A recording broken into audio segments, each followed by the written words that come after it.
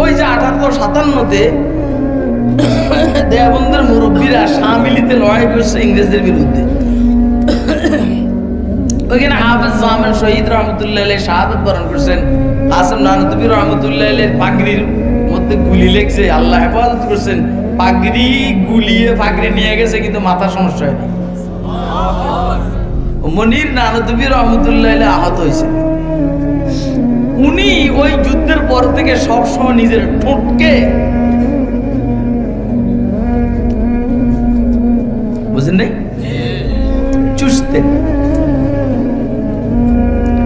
তো ওনাকে কেউ জিজ্ঞেস করছে আপনি এরকম করেন, উনি বলছে ভাই ওই যে ওইখানে আমাকে আমি শহীদ হয়ে যাব এটা মনে করে আমার জন্য নির্ধারিত বেহেশতের রূট, আমার জন্য জান্নাতি শরাব নিয়ে আসছে, শরাব এবং কহুরা।